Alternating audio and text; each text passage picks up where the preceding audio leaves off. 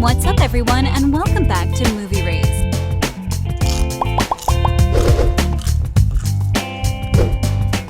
By now, you are probably deep into Emily in Paris, one of the newest rom-coms out there right now, and one of the most watched series at the moment at that, too.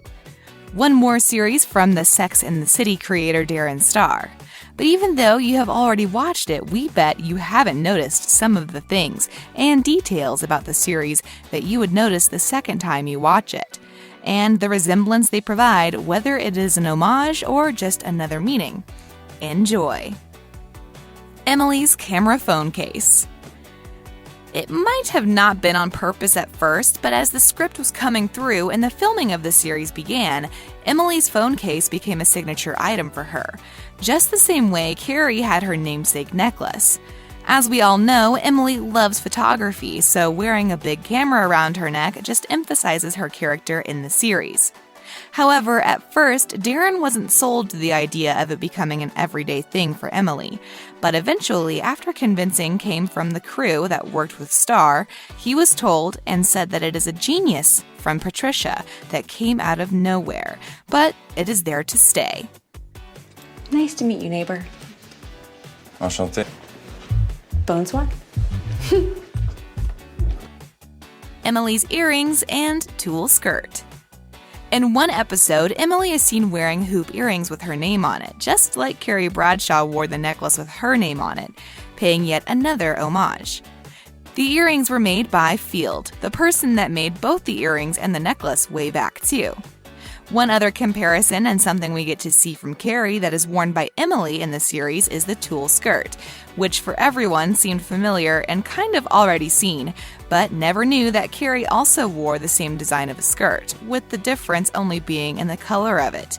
As Emily said in an interview for Glamour, having all these connections with Carrie, whenever she walked over a bridge in Paris, she actually felt like her in a way, and we can't judge that by seeing how it is.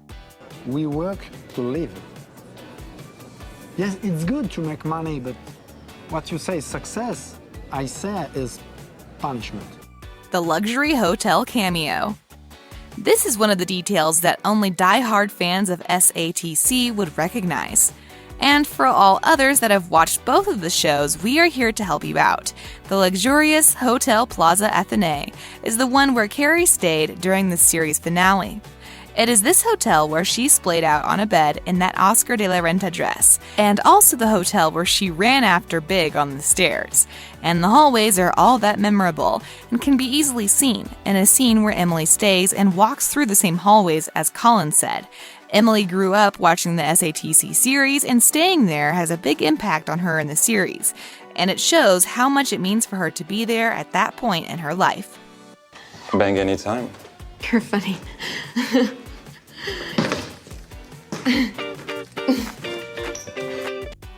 Emily's Audrey Hepburn moment.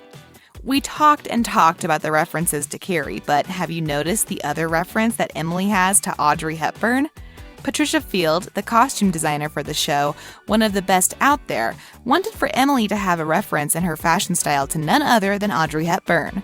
She wanted for Emily to pay respect to Cristiano Siriano's dress, as she is seen at the Palais Garnier Opera House. The Field's first choice when the idea came to mind, paying homage to when Audrey went to the ballet at Les Opera, wearing the same dress in the same color. In a way, Lily is sort of a doppelganger to Audrey with her pulled back, a look that was created when Patricia gave the department a photo of Audrey, and was converted to Emily in the series. A job well done if you ask us. What do you think about the scene? And did you notice the first time you watched the series?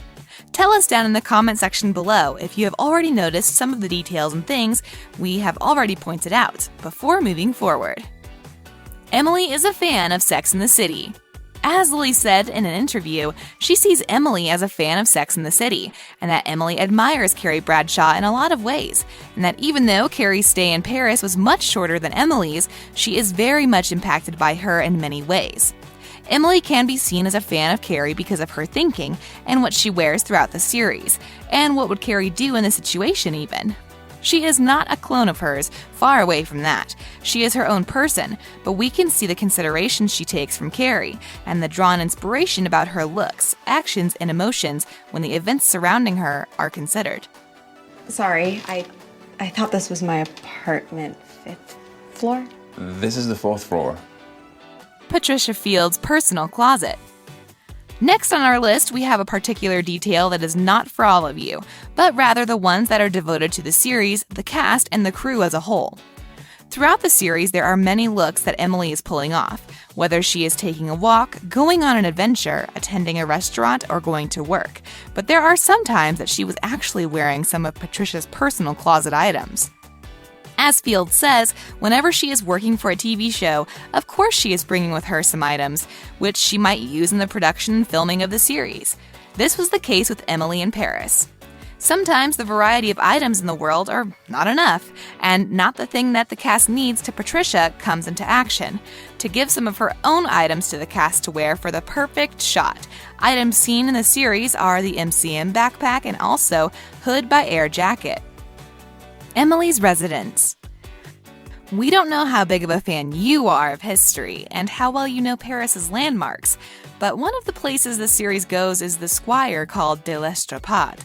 It is her new home in Paris and where she lives in Paris.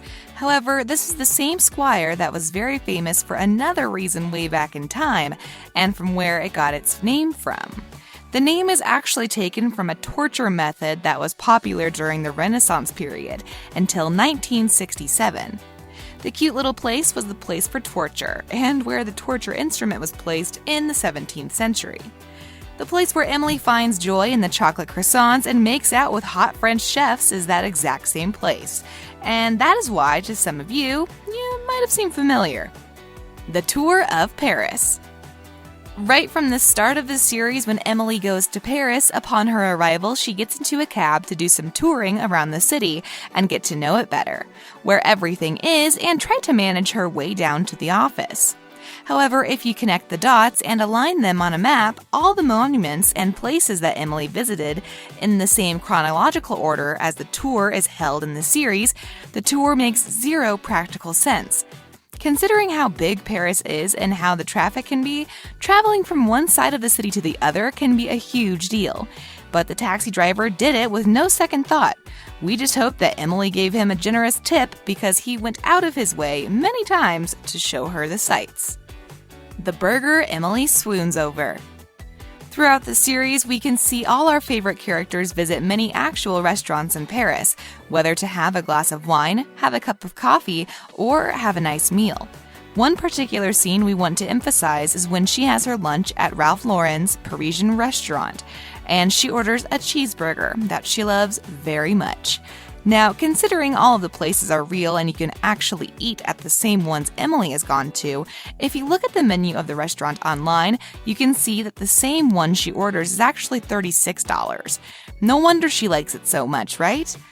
All in all, we can see that many elements of the series, no matter how big or small they come to the human eye, they are there for a purpose. And if you like to have a nice meal like her and pay more than $30 for a cheeseburger, it better be good. Surprisingly tender. See, I knew you'd like it if you gave it a chance. Bon appétit, ladies. The deep dish pizza joke. While we are at the food department in the series, there is a lot to talk about, but we are going to talk about the joke that Emily does and says about the deep dish pizza from Lou Malnati from Chicago, where she loved to eat. Emily says that she had a very bad pizza for lunch in the first episode of the show, and it is compared to Lou Malnati's deep dish pizza, a small reference on her part. This alone shows us the details of the show and to what extent the showrunners went through, with their fashion, references, dialogues, and many more elements of the show. However, outside of this, Mark Minalti, the owner of the deep dish pizza restaurant back in Chicago, found this joke offensive, and they are regarded as the best in serving a deep dish pizza from the year 1971 to this day. And on that note, we end this video. Thank you for staying until the end. Drop a comment down below on how many of the details you have noticed when you watch the series so far. And don't forget to like, subscribe, and hit the bell icon for more videos like this in the future.